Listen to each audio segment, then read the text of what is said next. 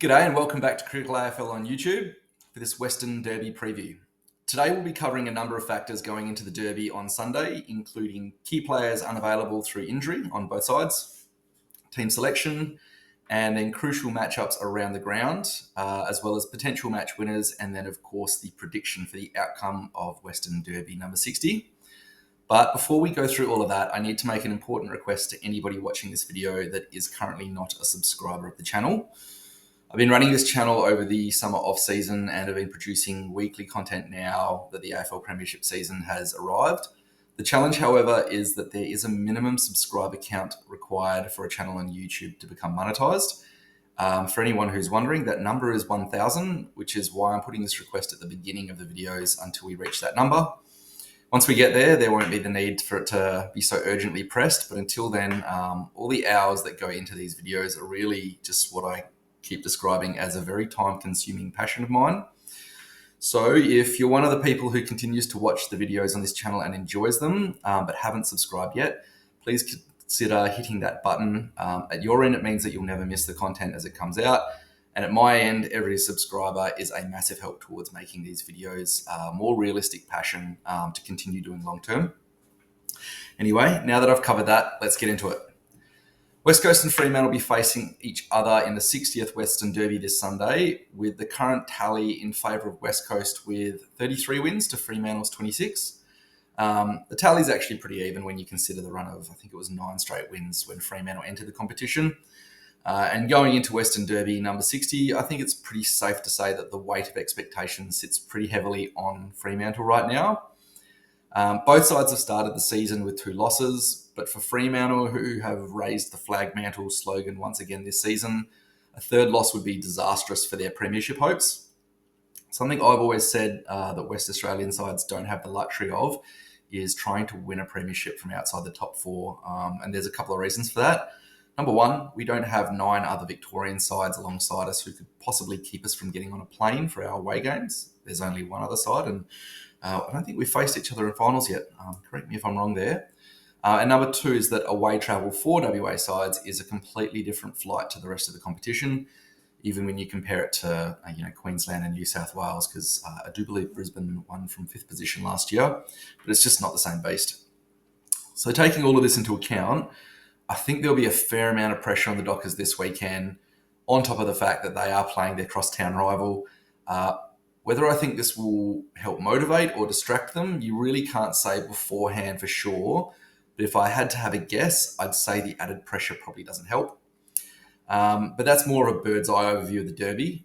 More keen to take a closer look at the 2 extended squads that have been listed to play on Sunday. So for everyone's information, the final squads will release at 2 p.m. on Friday today, which will be after this video has been made. But I do think there's enough information to work with, excluding one interesting little quirk I noticed last week, which I'll talk about later, and I'll remind you guys that I did say the word little quirk when I do. But firstly, the injury list from both sides, it's pretty reasonable at both ends, but with a couple of very important players missing from each list. West Coast will play without arguably the 2 most important players in our side. That's Elliot Yeo and Jake Waterman. For me, I could honestly put them at number 1 and number 2 in our side for value to winning games.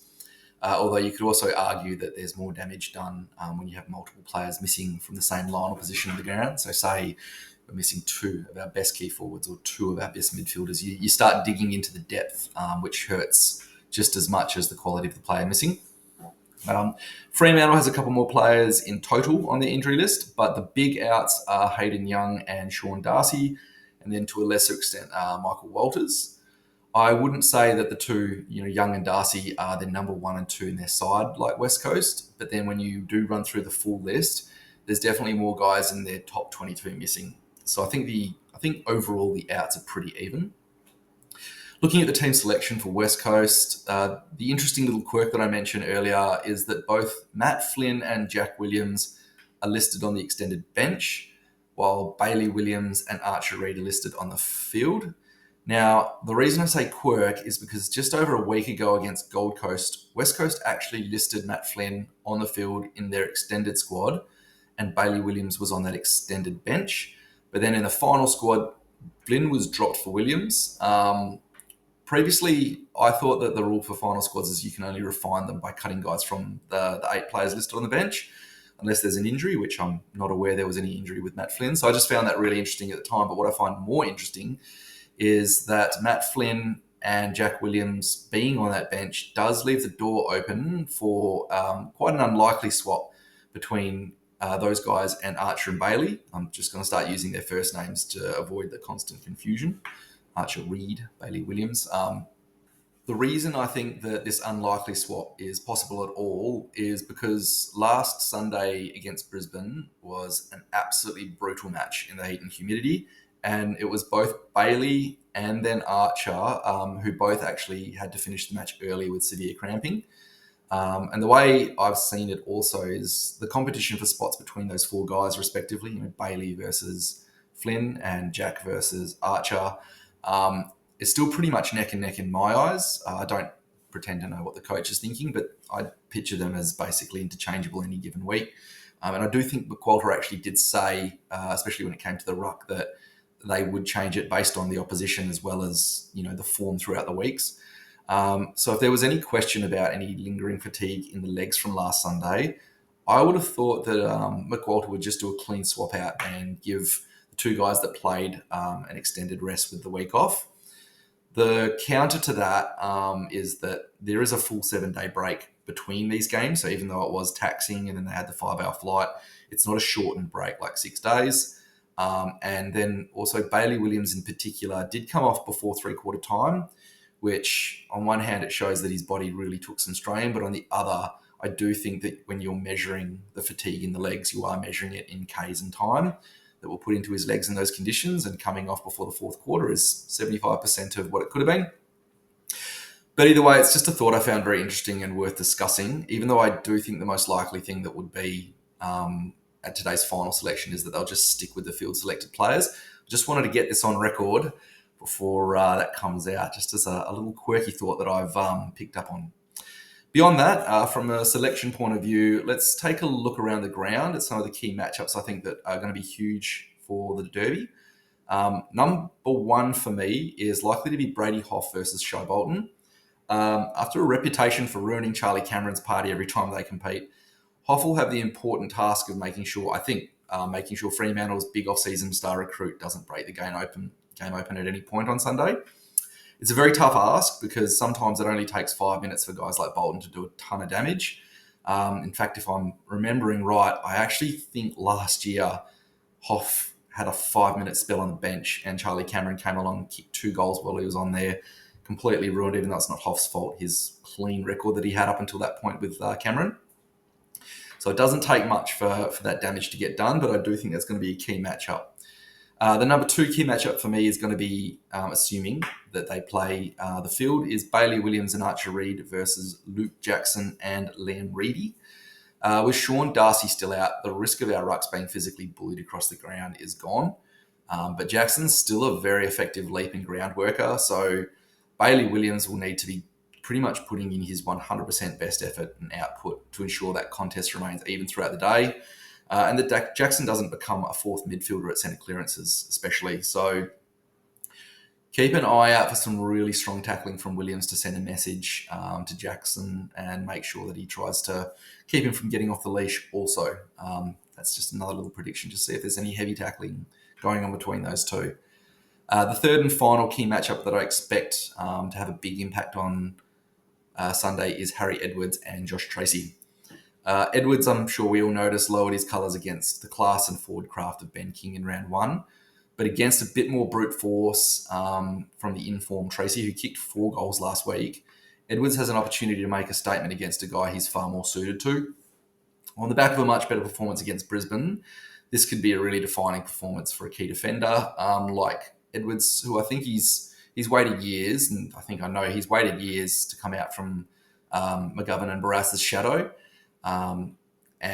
Alternately, if it goes pear-shaped, it could also be where the game is lost with Tracy. So watch that one as well. I think it's going to be a really big matchup that can have an influence on the outcome of the game. Other than those key matchups, I'm going to name my 1 player to watch for Sunday's game, and that is going to be Harley Reid.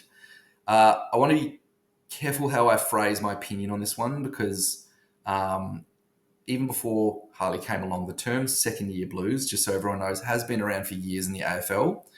However, at the same time, I've been following the commentary through the week, and I do think that all the commentary out there defending Reid has conveniently ignored the fact that something has looked seriously wrong with him out there for the first couple of games of the season. What I've seen is just that there's been numerous occasions where he's attacked the ball with just so little energy that it appeared like he was waiting for the contact so he could go to ground and just give up. It's not so much about him being out there to milk free kicks. He just looks like there's something really sapping the energy out of him, particularly at the start of the Brisbane game and even worse for Gold Coast. I don't know what's driving that because during a couple of the preseason hitouts, he looked incredible. So I'm inclined to wonder if there's just some psychological barriers in season 2 that's sitting in Reid's way and really inhibiting him at the moment. What I will say going into this weekend, though, is that in Reid's first year, last year, he did show a particularly big appetite for the Derby stage.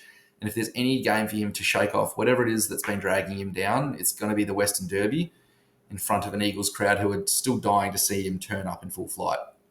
So if he does turn it on, he could very well be the most influential player on the ground. Anyway, that's just about done it for the players and matchups. So let's zoom back out again and talk about the overall match and predictions.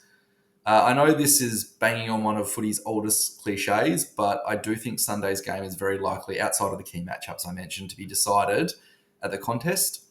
West Coast's loss in the contest against Gold Coast was disastrous, while on the flip side, the improvement in that area against Brisbane was the catalyst for a really competitive hit-out. One that I really did say I thought we could have won if it wasn't for the fatigue kicking in and a few other little factors. So if West Coast wins the contest, you can expect both ends of the ground to make far easier work of Fremantle's forward and backlines. While if Fremantle win the contest, I think that even their defensive, vanilla style game will be hard for West Coast to overcome, especially if it's a really dominant contest that they're losing. The only exception I've seen to this logic was West Coast's preseason win against North. I'm not sure if anyone's watching can remember my review of that game, but basically what I did notice was that North controlled the contest all day from start to finish, and yet somehow West Coast came out with the most points and the victory. I do think it's worth mentioning, though, that Jack Waterman basically won that game against the flow of his own boot, and he won't be out there this weekend. So I would be prepared to label that game an unconvincing outcome that I don't think West Coasts have any interest in trying to replicate, even if it does seem like the game style that we want to play. I can't speak for what Andrew McWalter's thinking, obviously, but outside of my contested ball comment, I don't think West Coast can afford to get too cute with what we've worked through just during this week of training either. Number one, because like I mentioned with the Brisbane humidity, there is a reduced amount of training time available after the deloading from Sunday's taxing tropical midday humidity match, right before a 6-hour flight home, just under. So essentially the early part of the week that we've just had would be mostly about removing the fatigue from the legs. And number two, right now, what I've seen in both the preseason against North Melbourne and Gold Coast match is that our weakness in contested possession across the midfield far outweighs any other strengths that we might want to be building on. So I would just hope that after the performance against Brisbane that we double down on the exact same things we worked on and make sure that we don't take a step backwards towards what we showed in round one. So with all that said, my prediction for the Western Derby is that I honestly think there's probably about a 150-point range of possible outcomes that could happen. By that I mean if Fremantle get a hold of the midfield, they could quite possibly win by 100 points. And if West Coast can crack that contest the way they did against Brisbane, I don't think it's unreasonable to picture that West Coast's ceiling would be about a 50-point win the other way. Now, I know that's a massive cop-out, giving myself that much room to be wrong. But I honestly think at both ends of that spectrum, there's a possibility of those things happening. But yes, there is a cop-out there, so I'll try and level in and zero in on a more specific prediction. So if I'm going to make a braver one, I'm going to say that West Coast wins by 15 points to take out Derby number 60, with Liam Baker taking the Glendenning Allen medal just ahead of Harley Reid. But no matter what, I hope it's an enjoyable game, and this preview has been an enjoyable watch for everyone. So good luck. Go Eagles, and I'll see you all again for the post-game review. Until then,